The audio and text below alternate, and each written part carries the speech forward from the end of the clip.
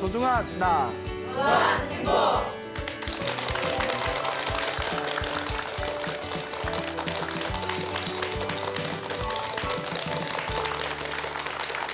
예, 만나서 반갑습니다. 예, 광우 스님이라고 합니다. 저기 멀리서 소중한 편지가 와가지고 제가 여러분들께 읽어드리고 싶어서 가져왔습니다. 한번 잘 경청해 보세요. 네. 안녕하세요, 광우 스님. 저는 김아무개라고 합니다. 스님 덕분에 불교에 더 많은 관심을 가지게 되었습니다. 저는 거의 한 달 전부터 대불능엄 신주를 매일 독경하기 시작하여 오늘 108번의 기도를 끝내고 부처님과 스님께 감사의 마음을 전하고자 공양도 올리고 편지도 집필합니다. 스님 강연 덕분에 집이 멀어서 자주 못 찾아뵙는 할머니와 아르헨티나에 계신 어머니도 부처님의 가르침을 매일 들으면서 불법, 즉 삶의 진리에 대해 더 알아가고 스님의 유쾌한 말씀 덕분에 많이 웃습니다. 심지어 스님의 설법은 저희 셋의 공통화두가 되어 물리적인 거리와 시간을 뛰어넘어 대화를 나눌 수 있게 해주셔서 감사합니다. 그리고 스님께 감사하고 싶은 또 하나의 이유가 있습니다. 스님 강연은 제 인생 처음으로 마음의 평화와 행복을 얻을 수 있게 한 큰 힘이 되었습니다. 사실 제가 대불능언신주 기도집을 알게 된 것은 9년 전이었습니다. 그리고 최근 들어 알고 보니 어머니께서 제가 5살 때 필사해 주신 주문도 능엄주였다고 알게 되었습니다. 저는 아르헨티나에서 종교는 불교이지만 불법의 도리를 잘 모르는 집에서 태어났습니다. 그래서 가끔 현지에 있는 절에 가기도 했으나 불교가 무엇인지, 무엇을 믿어야 하고 어떻게 수행을 해야 하는지도 잘 모르고 살았습니다. 그러나 한국인도 아니고 아르헨티나인도 아닌 교포 2세로서 많은 콤플렉스와 갈등을 겪을 때마다 법당에서 느껴지는 평화를 찾고자 절에 들리기도 했습니다. 저는 26살에 부모님의 모국을 처음으로 방문하게 되었습니다. 한국에 와서 부모님으로부터 들어왔던 한국 문화와 풍습도 직접 경험하고 내가 진정 누구인지도 찾고자 할머니를 졸라서 여러 절을 찾았습니다. 그리고 어느 날 밀양에 있는 청량사라는 절을 방문하게 되었고 그곳에 스님께서 저에게 대불능엄신주 기도집을 주셨습니다. 저는 그 당시 한국어를 못해서 기도집에 관심을 두지 않고 있었습니다. 그러나 며칠이 지나자 기도집 뒷부분에 이 주문을 108번 외우는 자에게 부처님께서 소원을 성취해 준다는 문장을 보고 당장 기도를 시작해야겠다고 마음먹었습니다. 그거 꼭 뭐가 좋다고 해야 기도해요? 그렇죠. 초반에 기도문을 한번 다 읽는데 거의 3시간이 걸렸습니다. 다행히도 스페인어가 모국어라 산스크리트 발음을 어려워하지는 않았지만 한글을 읽을 줄 몰라서 어려움을 겪었습니다. 며칠이 지나자 방구석에서 거의 울면서 기도집을 독경하는 저를 본 할머니께서는 저에게 너는 어려워서 못한다. 그만두거라 라고 하셨습니다. 그러나 포기하고 싶었던 찰나에 할머니의 불신은 저에게 오히려 큰 자극이 되었습니다. 오기가 생겨서 할머님께 저는 기필코 108번을 독경하겠다고 큰 소리치고 거의 200일이 걸려 108번 독경을 끝냈습니다. 굉장히 자존심이 센 분 같죠? 거짓말에서 다시 시작하고 욕해서 다시 시작하고 이간질해서 다시 시작하는 등 능엄주로 한국어 읽기와 쓰기를 마스터한 셈이지요. 그 당시 저는 크게 성공하게 해달라는 소원을 부처님께 공양을 올리며 빌었습니다. 지금 생각해보면 너무나 막연하고 철없는 소원이었지요. 그러나 훗날에 그 공덕 때문이었는지 저에게 좋은 일들이 생겼습니다. 서울대학교 대학원에 입학하여 석사를 끝내고 박사과정을 밟고 있고 국가장학금을 얻고 다양한 외국 학회에 나가게 되었고 명문 대학교에서 강의를 할 기회도 생겼고 심지어 2011년에 대학원 입학하자마자 문화체험 삼아 나가본 첫 소개팅에서 저의 현 남편을 만나 2017년에 결혼하고 시부모님께 귀염받고 살고 있습니다. 하라는 공부는 안 하고 연애나 하고 있고 말이에요. 예? 예, 그래요. 일단 넘어갑시다. 예. 하지만 저는 행복하지 않았습니다. 이런 걸 우리가 배가 불렀다 그러죠. 예, 일단 저는 행복하지 않았습니다. 기도를 108번 하고 그만두어서 혹은 철없던 제 소원 때문이었는지 행운이 생겨도 즐겁지도 얼굴이 저하고 똑같은 한국인들과 어울리지도 평화롭지도 않았습니다. 오히려 심한 우울증이 찾아오고 스트레스 받아 건강이 무너지니 차라리 물거품처럼 없어지고 싶다는 생각이 들었습니다. 그러니까 참 우울증이 이렇게 무섭습니다. 그러니까 우리 주변에 우울증 있는 분들한테 굉장히 마음을 잘 써야 돼요. 그리고 몸과 마음이 병들기 시작하면서 제가 얻은 가피도 함께 사라지기 시작했습니다. 수령에서 헤엄치면 몸이 더 가라앉듯이 아무리 노력해봐야 비극의 연속은 끝나지 않았습니다. 그러다가 몇 주 전 무기력하게 2년 동안 집을 못 나간 끝에 잊고 있던 대불 능엄신주를 다시 찾아 매일 3번에서 7번씩 독경하기 시작했습니다. 기도를 시작한 지 일주일이 지날 즈음 광우 스님의 강연을 우연히 보게 되었습니다. 정말 오랜만에 스님의 강아지 스토리를 듣고 웃었습니다. 근데 저도 하도 말을 많이 해가지고 내가 강아지 스토리 뭘 얘기했는지 저도 잘 기억이 안 나요. 아마 제가 그 단양에 있는 절에 우리 그 호돌이 얘기했던 거 아닌가. 초창기 때 호돌이 얘기했었거든요. 예, 기억나세요? 예, 그래요? 예, 시험 본다. 그래서 아마 그때 초창기 때 호돌이 얘기했던 거 그거 같아요. 정말 오랜만에 스님의 강아지 스토리를 듣고 웃었습니다. 그리고 한 주가 더 지나고 스님을 직접 만나 뵙고 싶어서 절을 찾았는데 스님과 마주쳐 인사하고 좋은 기운을 얻었습니다. 스님께서는 기억 못하시겠지만 그때 할머님과 남편, 강아지까지도 데려갔었는데 제가 스님이 걸어오는 것을 보고 제 남편과 할머님께 오, 광우 스님이다. 오, 광우 스님이다. 그러고 있으니까 스님께서 저희에게 먼저 인사를 해주시더라고요. 크크크. 아니 나를 봤으면 광우 스님이세요 해야지. 왜 남편한테 광우 스님이다. 광우 스님이다. 좀 내성적이신가 봐요. 그때 마음 같았으면 감사하고 영광이라고 하고 싶었는데 지금 이 편지를 통해 그 당시 못했던 말을 속 시원히 할 수 있게 되네요.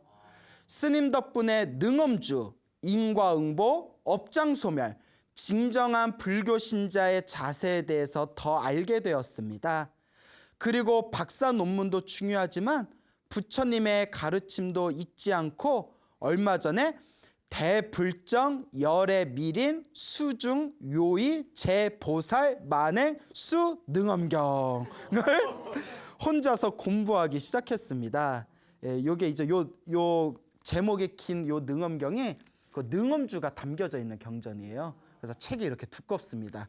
이게 굉장히 어려운 경전인데 또 이걸 혼자서 공부하신다는 거 보니까 또 전생에 불법하고 인연이 있는 분 같아요. 지금은 마음이 너무나 평화롭고 행복합니다. 108번 독경이 끝난 오늘 소망하는 것을 얻고 감사하기만 합니다.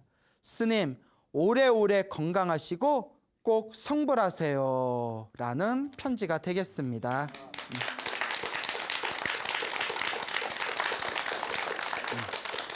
예, 편지 내용이 참 좋죠? 그러니까 얼마 전이었어요. 거기 이제 저희 화계사 범종 있는 데에서 범종각에서 왜 키가 크고 예쁘게 생긴 아가씨가 이제 남편분하고 같이 이렇게 오시더니 이제 광우 스님 팬입니다. 소나무 애청자입니다 하고 이렇게 편지를 주고 이렇게 가시더라고요. 그래서 이제 그 원래 아르헨티나에서 살고 계시던 분인데 한국에 오셔서 지금 남편도 만나시고 그거 아마 저기 지금 박사 논문 준비하고 계시나 봐요. 그래 그 편지 내용에 보니까 처음에 이제 대불정 그 능엄주를 열심히 외우다가 뭔가 자기가 크게 성공하게 해주세요라고 빌면서 능엄주를 외웠다고 했잖아요. 그리고 뭔가 좋은 일들이 자꾸 생기는 것 같더니 시간이 지나고 나서 자신도 모르는 사이에 어떤 우울증에 걸리시게 되었나 봐요. 그래서 만사가 다 귀찮고 이대로 그냥 물거품처럼 사라졌으면 좋겠다라는 그런 어떤 시리에 빠져 있다가 다시 이 능엄주 기도를 시작하면서 제 편지 내용을 보니까 굉장히 밝죠? 네. 그래서 이분께서 그래도 전생에 굉장히 부처님 법과 인연이 있는 분 같다라는 생각이 들었습니다. 그리고 소나무를 통해서 몇 번 말씀을 드렸지만 실제로 우리 주변에 마음의 병이 있는 분, 뭐 조울증이라든가 좀 뭐 우울증이라든가 마음에 어떤 질환이 있는 분들도 기도를 열심히 하시고 연부를 열심히 하시고 절을 열심히 하셔서 극적인 효과를 보신 분들이 굉장히 많습니다. 그래서 제 주변에도 선생님 마음이 답답해요, 가슴이 답답해요 하는 분들한테 제가 꼭 당부드리는 게 기도를 많이 해라. 그리고 마음이 우울할 때마다 몸을 움직여야 됩니다. 여러분 몸 피곤하다고 해서 계속 누워있으면 몸이 더 무겁잖아요. 오히려 뭐 산 한 바퀴 뛰고 밖에서 이렇게 몸 좀 풀고 하면 오히려 개운해지지 않습니까? 마음도 우울할 때 더 몸을 움직여줘야 돼요. 그래서 뭐 절을 한다든가 혹은 이제 절에 가서 또 뭐 기도를 한다든가 혹은 뭐 산을 탄다든가 하여튼 기도를 열심히 하셔가지고 효과 보신 분들이 굉장히 많습니다. 근데 중요한 게 정말 기도해야 될 분들한테 마음에 막 우울증이 있다든가 마음의 병이 있으셔서 기도하셔라 하는데 실제로 기도를 잘 안 하세요. 그러니까 머리로는 기도해야 된다는 걸 아는데 몸으로 잘 실천을 한다 못한다. 그게 왜 그러냐? 업장이 두꺼워서 그렇대요. 우리가 업이 두껍다고 하거든요. 그 업장, 내 몸과 마음을 힘들게 하는 게 바로 전생에 지은 나의 업보거든요. 그러니까 이번 생에 어떤 기도와 수행의 힘으로 녹여야 되는데 너무 업보가 두꺼우면 수행을 한다 안 한다? 안 해요. 스님들한테 법문에 많이 들어서 기도를 해야 된다는 걸 머리로 아는데 기도를 열심히 한다 안 한다? 안 해요. 머리로는 아는데 몸으로는 실천이 잘 안 돼요. 왜 그러냐? 내 업보가 내가 수행을 하지 못하도록 계속 장애를 하는 거예요. 그러니까 기도하기 싫고 힘들고 답답하고 괴로울 때 내 마장이, 내 업장이, 내 업보가 내 마음을 지금 뒤흔들고 있구나. 내가 수행을 못하게 나를 방해하고 있구나. 그러니까 내 마음에서 강한 용맹한 마음을 일으켜서 억지로라도 기도하고 수행을 하셔야 됩니다. 이게 굉장히 중요한 거예요. 내 마음을 내가 이기지 못하면 영원히 영적인 진보를 이룰 수가 없습니다. 그러니까 힘들고 괴로울 때일수록 더 열심히 기도해야 된다라는 걸 명심하시길 바랍니다. 얼마 전에 또 전화가 왔었는데 어느 불자님의 그런 어떤 재미난 이야기를 들었습니다. 요 불자님께서 원래는 성당에 다니시던 분이었대요. 이제 성당에 다니시다가 어떤 사연과 어떤 인연으로 해가지고 이제 부처님 법에 귀의를 하게 되었는데 아들을 위해서 이제 절을 하기 시작했답니다. 그래서 기도를 하면 뭐 좋은 일이 생긴다고 해가지고 내가 아들을 위해서 좀 기도를 해야 되겠다. 그래서 매일매일 하루도 빠지지 않고 108배를 하셨대요. 매일 108배. 매일 108배 하는 거 대단한 거 아니에요. 얼마나 절을 안 하시면 오 이러세요. 108배는 그게 기본이에요. 예. 매일 108배는 기본이에요. 3000배 하시는 분들은 3000배 절하는 분들 있잖아요. 워밍업으로 108배로 몸 풀고 3000배 하세요. 자, 108배를 매일매일 하셨는데 100일 동안. 근데 이분이 허리 협착증이 있으셨대요. 허리가 너무 아프셨는데 허리가 막 끊어질 듯이 아프더래요. 그래도 그걸 꾹 이겨내고 절을 열심히 하면 몸 안 좋은 게 다 좋아진다라는 이야기를 들은 바가 있어서 매일매일 하루도 빠지지 않고 100일 동안 108배를 한 뒤에 저 설악산에 있는 봉정암에 올라갔다 왔답니다. 봉정암 아시죠? 어떻게 가보셨어요? 예, 아닌데 왜 이러요? 예, 그래 그 봉정암에 불자라면 봉정암은 한번 가봐야 돼요. 올라가는데 우리 같이 젊은 스님들은 뭐 3시간 안팎에도 올라가고 보통 건강하신 분은 3시간 반에도 올라가고 이렇게 좀 이렇게 연세가 있으신 분도 5시간 정도면 올라가거든요. 봉정암에 갔다 오고 난 뒤에 100일 동안 하루에 1000배씩 하셨대요. 막 허리가 끊어질 것 같은데 하루에 1000배씩 하셨답니다. 근데 우리가 이게 중요해요. 우리가 절을 하다가 절을 하니까 몸에 좋다, 마음에 좋다라는 말만 듣고 처음에는 절을 열심히 하다가 몸이 좀 아프거나 컨디션이 안 좋으면 오늘 하루만 좀 쉴까? 이런 생각 들잖아요. 그렇죠. 근데 하루 쉬면 어떻게 될까요? 이틀 쉬고 이틀 쉬면 5일 쉬고 5일 쉬면 일주일 넘어가고 2주 넘어가고 한 달 넘어가는 거예요. 그래서 우리가 무언가 기도를 딱 시작했으면 꾸준히 밀고 가는 힘이 필요합니다. 그래서 제가 잘 아는 친분이 있는 그 어느 노보살님이 계시는데 그 노보살님이 하시는 말씀이 자기는 하루 기도할 분량을 딱 정해놓고 있는데 그 기도를 못 마치면 차라리 저녁을 굶는데요. 저녁을 굶더라도 기도는 절대 빠뜨리질 않으신대요. 그거 듣고 제가 그래도 밥은 먹어야지. 그러니까 그런 독한 마음이 좀 필요해요.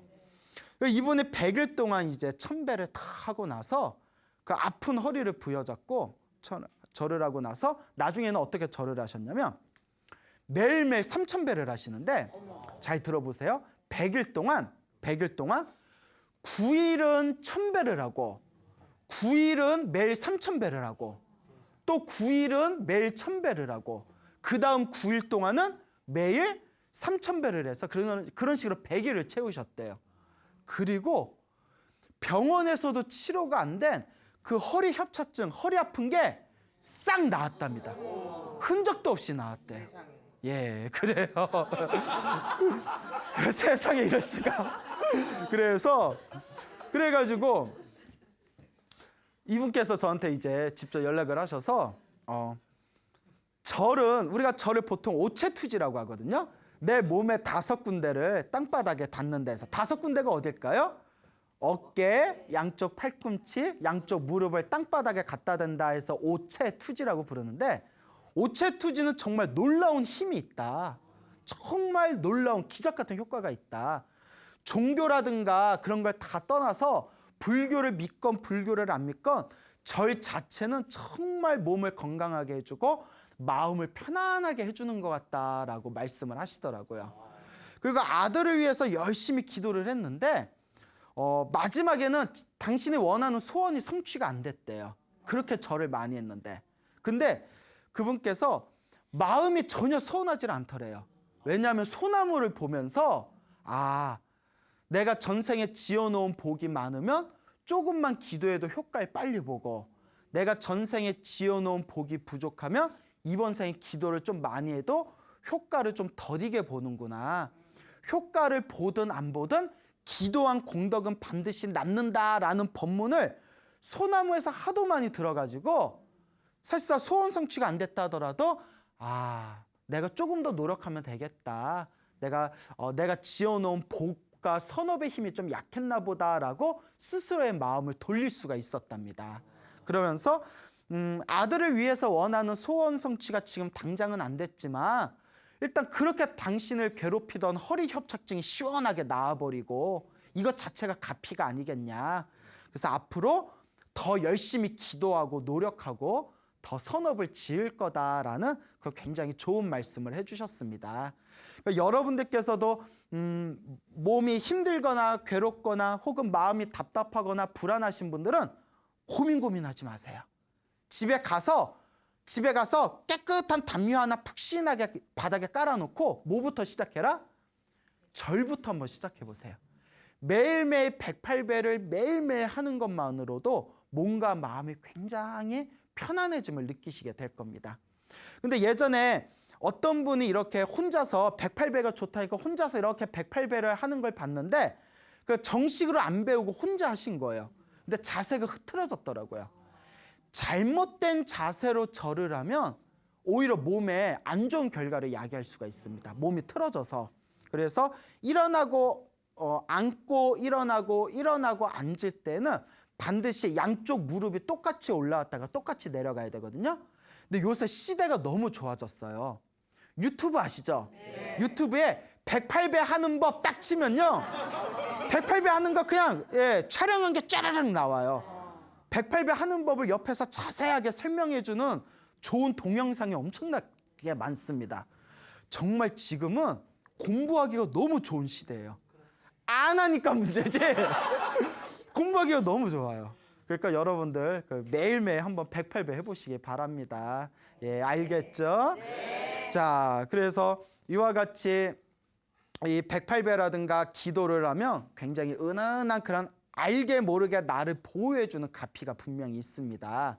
그 제가 108배에 대한 그런 어떤 내용을 제가 개인 이제 페이스북에 올렸는데 그때 어느 패친이라고 하죠. 페이스북 친구 되시는 거사님께서 이렇게 댓글을 달아주셨어요. 근데 댓글의 내용이 너무 좋더라고요. 이분께서 당신이 직접 경험한 거라면서 그러면서 이제 저한테 글을 이렇게 적어서 보내주셨는데 당신이 지금 연세가 한 60 정도 되세요. 60 정도 되시는데 당신이 한 30대부터 108배가 하도 좋다니까 108배를 이렇게 시작을 하셨대요. 30대부터 108배를 매일매일 하셨는데 그때 사실 불교가 뭔지도 잘 모르고 기도가 뭔지도 잘 몰랐답니다. 그러니까 그냥 좋다니까 했대요. 그래서 좋다니까 이렇게 이제 108배를 하시다가 자꾸 108배를 하다 보니까 은은한 어떤 보이지 않는 힘이나 가피가 자기를 이렇게 은은하게 감싸주고 보호해주는 듯한 느낌이 들더래요. 그리고 당신 아들이 어렸을 때 놀라운 경험을 하게 됩니다.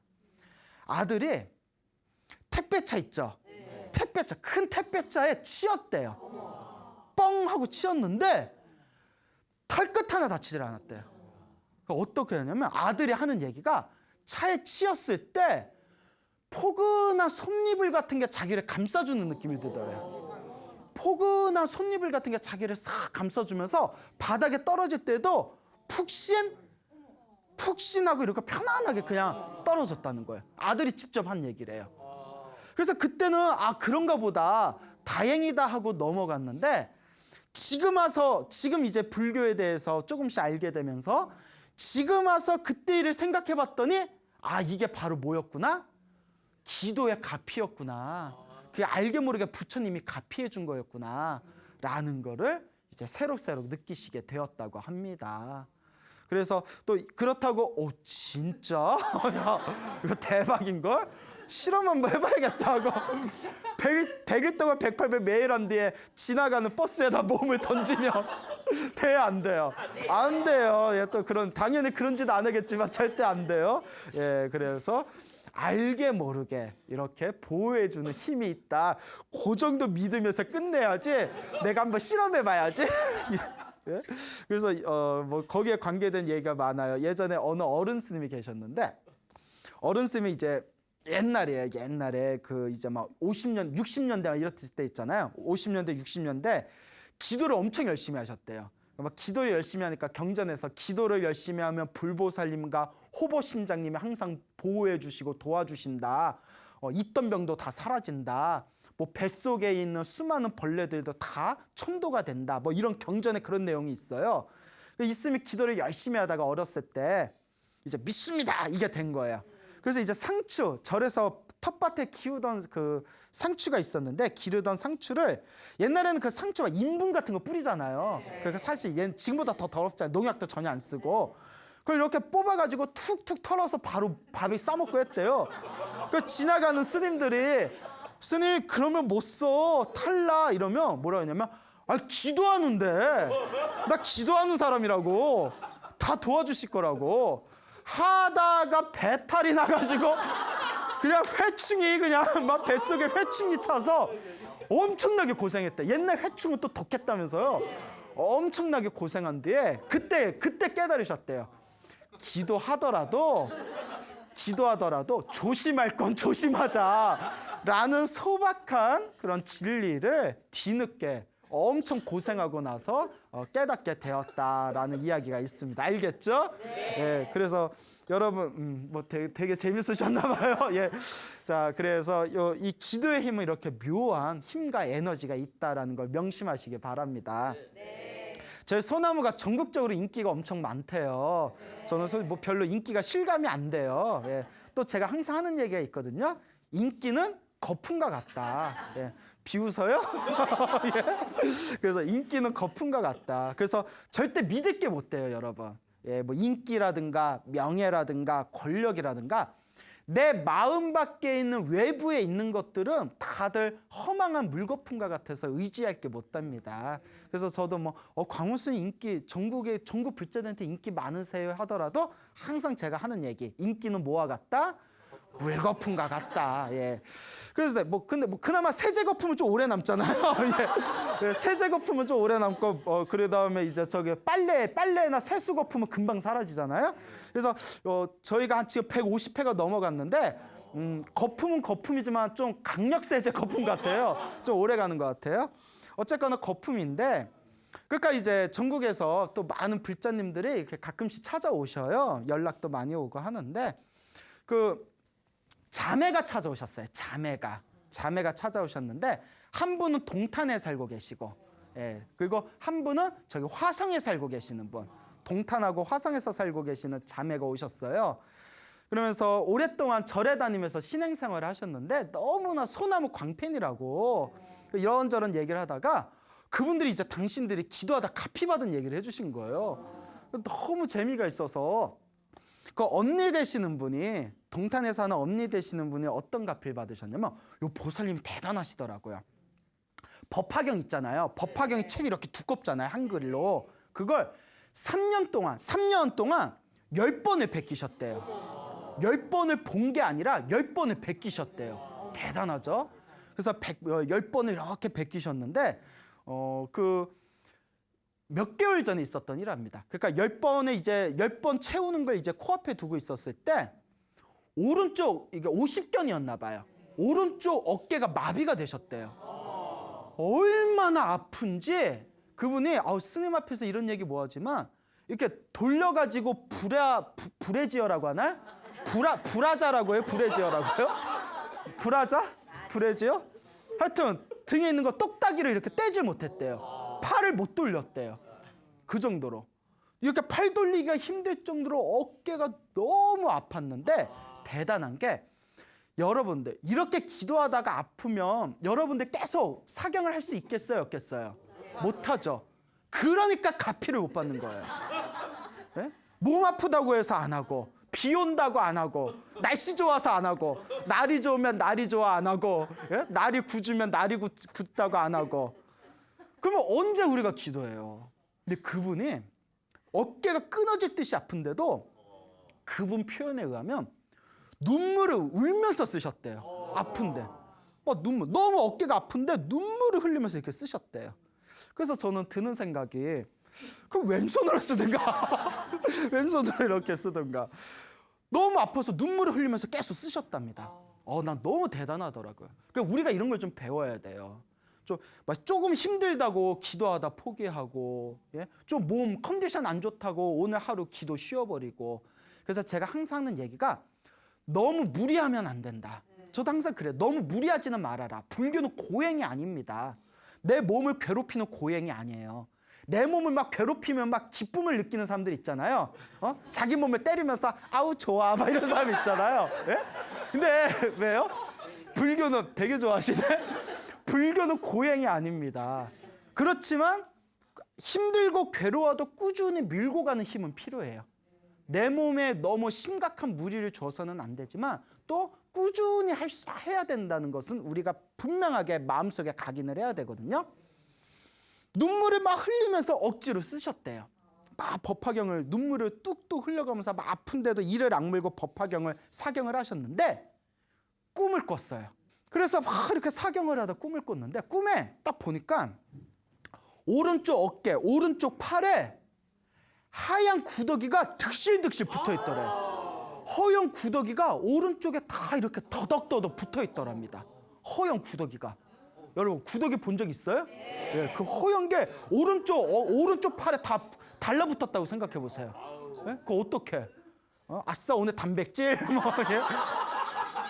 그래서 막 이렇게 굳어 있어서 딱 봤는데 오른쪽 어깨와 팔에 가득 다닥다닥 붙어있던 허연 구더기가 후두두둑 하고 다 떨어져 나가더래요. 벌레가 다 그냥 떨어져 나가더랍니다. 그리고 잠에서 딱 깼는데 몇 개월 동안 병원에 가도 병원에서 치료를 받고 물리치료를 받아도 낫지 않았던 오른쪽 어깨가 그 꿈을 꾸고 나서 어깨가 나았대요. 그분이 직접 해주신 얘기예요. 근데 여러분 우리 소나무에서 이 비슷한 얘기 있었잖아요. 꽤 전에 어느 보살님이 계셨는데 그 보살님께서 오른쪽 어깨가 그분도 마비가 되고 너무나 통증이 심해서 병원에 가서도 낫지가 않았는데 능엄주를 열심히 외웠더니 꿈에 오른쪽 여기 검지손가락에서 벌레가 쭉쭉 나오는 꿈을 꾸고 나서 아픈 어깨가 싹 나았다라는 거 기억나세요? 예. 그리고 또 예전에 또 어느 보살님이 오랫동안 방광염을 앓고 있었는데 독한 약을 먹어도 조금 일시적으로 차도가 있다가 또 재발하고 또 재발하고 또 재발했던 보살님이 어느 날 꿈을 꿨는데 소변을 보다가 소변에서 느낌이 이상해서 봤더니 소변에서 벌레가 빠져나오는 꿈을 꾸고 나서 방광염이 싹 나았다. 요 얘기 소나무에서 다 해드렸잖아요. 기억나요 안 나요? 표정 보니까 막 거짓말하고 있어. 나요 안 나요? 나요? 그래요. 넘어갑시다. 그러니까 그래서 여러분 기도를 열심히 하다가 몸에서 벌레가 나오는 꿈은 굉장히 길몽입니다. 몸에서 더러운 게 나가는 꿈, 막 대변을 시원하게 싼다든가, 예? 그리고 몸에서 막 벌레가 빠져나가는 꿈을 꾼다든가, 몸에서 막 더러운 게 이렇게 나가는 꿈을 꾸는 건 굉장히 길몽이에요. 그런 꿈을 꾸면 더 열심히 기도해야 돼요. 그런데 꿈에 너무 집착하면 된다 안 된다? 예, 꿈에 너무 집착하면 또 삐딱선을 탑니다. 그래서 꼭 기억해 두세요. 진정한 수행자는 꿈을 꾸지 않는데요. 왜냐면 의식이 너무 맑아서 꿈을 꾸지 않는답니다. 그러니까 꿈을 안 꾸는 이유는 두 가지예요. 기도를 열심히 안 했거나 아니면 너무 수행을 잘했거나. 그러니까 기도 열심히 했는데 꿈을 안 꾸시는 분들은 내가 수행을 잘해서 꿈을 안 꾸나 보다라고 생각하시고, 그리고 자기가 생각해도 기도 열심히 안 하는 것 같은데 꿈을 안 꾸시는 분들은 그냥 더 열심히 해보시기 바랍니다. 여하튼 꿈에 너무 집착하지 말아요. 예, 제가 요새 그런 질문을 너무 많이 받아서 그래서 제가 항상 중간중간에 그렇다고 꿈에 너무 집착하지 말아라 라고 여러 번 이렇게 강조의 방점을 찍었는데 그래도 스님 그래도 그런 꿈 한번 꿔보고 싶어요 이러시더라고요. 그래서 그 동탄에 사는 그 보살님이 그와 같이 아주 큰 가피를 경험하시고 당신은 부처님한테 기도하면서 소원 같은 거 안 빈대요. 그러니까 이 순간이 너무나 감사하대요. 그래서 부처님한테 기도할 때 그냥 오직 감사합니다. 부처님 너무나 감사합니다. 라는 마음으로 항상 기도하고 계신다고 합니다. 그래서 제가 너무 훌륭하다. 그렇게만 열심히 수행해라. 라고 말씀을 드렸죠. 그 동생 되는 분도 화성에서 살고 계신다는 그 동생 되는 분도 굉장히 재미난 경험을 하셨더라고요. 몇 년 전에 아들이 있었는데 아들이 몇 년 전에 6살이었을 때 희한한 이제 일이 생깁니다. 딱 밤 12시 반이 되면 정확히 밤 12시 반이 되면 애가 자지러지게 우는 거예요. 몇 시에? 12시 반. 그래서 얘가 왜 이러지? 처음에는 별로 대수롭지 않게 생각했대. 애들이 가끔 뭐 울 때 있잖아요. 근데 문제가 매일매일 밤 12시만 되면 멀쩡하던 애가 막 자지러듯이 울음을 터뜨리니까 나중에 무섭더래요. 그 소름이 쫙 끼치고 무섭더랍니다. 그렇잖아요. 겁나잖아요. 12시 반만 되면 막 우니까 왜 이러지? 뭐 터가 안 좋은가? 왜 이러지? 그래서 하다못해 무당을 찾아갔대요. 그 무당을 찾아가서 이제 굿하라고 해서 이제 큰돈 주고 굿도 했대요. 그래서 막 굿을 했는데 구슬해서 효과가 있으면 굿 막 이러잖아요. 구슬해서 효과가 있으면 굿, 효과가 없으면 노 굿. 예? 그래서 무당한테 이제 구슬했는데 처음에는 일시적으로 효과가 있었답니다. 일시적으로 효과가 있다가 원래 상태로 돌아오더래요. 그러다가 도저히 안 되겠다 싶어가지고 이제 절을 열심히 다녔대요. 절을 열심히 다녔는데 그 화성이니까 그 근처에 용주사라고 있잖아요. 용주사를 매일 오전에 매일 용주사에서 집으로 출퇴근을 했답니다. 매일 오전마다 용주사에 가가지고 한결같은 마음으로 사시불공 올리고 매일 아들을 위해서 기도를 했대요. 매일매일 아들을 위해서 지극한 마음으로 기도를 했을 때 딱 몇 개월이 지나니까 아들이 완전히 치유가 됐답니다. 그 흔적도 없이 사라졌대요. 이렇게 기도의 힘, 불보살의 가피는 강력한 힘과 에너지가 있습니다. 여러분들도 살아가면서 힘들거나 괴롭거나 답답한 일이 있을 때 고민하지 마세요. 무엇을 해라? 기도해라. 한번 해보세요. 100일에서 안 되면 200일 해보고 200일에서 안 되면 300일 해보고 300일에서 안 되면 400일도 해보고 이제 좀 더 높이면 안 될까요? 400일에서도 안 되면 3년이든 5년이든 10년이든 한번 해보시라는 거예요. 하다 보면 반드시 효과가 있다 없다? 반드시 있습니다. 근데 문제가 뭐냐면 그렇게 꾸준히 하기가 어려워요. 우리 중생들 마음이 하다가 욕심이 있거든요. 중생들 이 욕심이 문제예요. 하다가 나는 왜 효과 없지? 나는 왜 꿈을 안 꾸지? 나는 꿈을 꿨는데도 왜 내가 원하는 소원이 성취되지 않지? 라는 그 욕심 때문에 그 하나의 욕심 때문에 기도하다가 포기하고 좌절하고 놓아버리고 기도하면서 자신의 믿음을 잃어버리는 경우가 있습니다. 근데 제가 항상 말씀드리죠. 전생에 복을 많이 지었으면 이번 생에 조금만 기도해도 효과를 어떻게 보고? 빨리 보고. 전생에 지어놓은 복이 부족하면 이번 생에 기도를 많이 해도 효과를 어떻게 본다? 좀 더디게 본다. 그것도 결국 누구 업이에요? 내 업이에요. 하지만 효과를 빨리 보든 효과를 더디게 보든 이번 생에 기도한 공덕은 남는다 안 남는다? 반드시 남습니다. 우리가 과거 전생과 다음 생을 볼 수 있는 눈만 있다면 우리가 이런 고민을 안 할 거예요. 내가 지금 괴롭게 고생하는 게 전생에 내가 지은 내 업보구나. 내가 지금 열심히 기도하고 복을 지어서 효과가 없는 것 같아도 이번 생인 못 받으면 다음 생에라도 내가 다 받는구나. 이것만 우리가 꿰뚫어 볼 수만 있다면 우리 수많은 불자님들이 기도를 하면서 회의를 느낀다거나 중간에 포기한다거나 이런 마음이 안 생길 텐데 우리가 그런 눈이 있어요 없어요? 없죠. 그렇기 때문에 자꾸 마음에 온갖 욕심과 욕망과 회의와 의심과 의혹과 어떤 좌절과 포기하고 싶은 마음이 자꾸 드는 것이거든요. 그런 마음이 들 때마다 내 전생의 업이 두껍구나 생각하시고 내 업을 어떻게 알아? 내 업을 닦는다는 마음으로 내 업장을 녹인다는 마음으로 꾸준히 닦아나가셔야 됩니다. 알겠죠? 네. 그래서 이제 마지막으로 재미난 짧은 이야기로 마무리를 할까 합니다. 저희 화계사에 굉장히 그 불심이 깊으신 보살님이 계시는데 요 보살님이 지금 연세가 이제 50대 중후반이 되세요. 그래서 한 30년 동안 절에 다니면서 기도를 많이 하셨대요. 이 보살님이 이제 절에 열심히 다니면서 집에서도 기도를 하시는데 집에 기도하는데 그 자기가 조그만 탁자를 서랍이 많은 탁자를 만들어 놓고 그 탁자 위에다가 조그만 불상을 모셔놓고 거기서 매일 기도를 올리신대요. 매일매일 이렇게 기도를 올리시는데 그 불상 옆에 저금통이 하나 있대요. 왜냐하면 기도 올리고 동전이나 지폐를 그 저금통에 넣어놓고 저금통에 다 차면 절에다가 이렇게 공양을 올린답니다. 복 지으려고.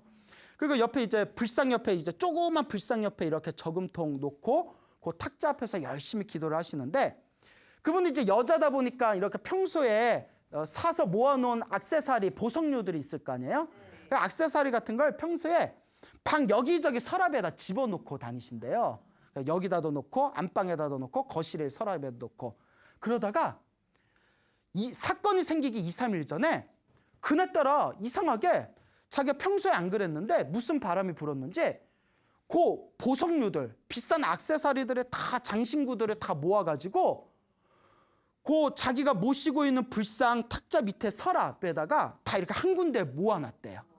평소에는 이렇게 뿔뿔이 흩어져 있던 걸 무슨 바람이 불었는지 다 모아가지고 그 불상 밑에 그 서랍에다 다 이렇게 쟁겨놨는데 2, 3일 지난 뒤에 어느 날 밖에서 일을 보고 나서 집에 딱 왔는데 도둑이 든 거예요. 집을 다 뒤집어 놔가지고 쓰레기통까지 다 뒤집어 놨대요.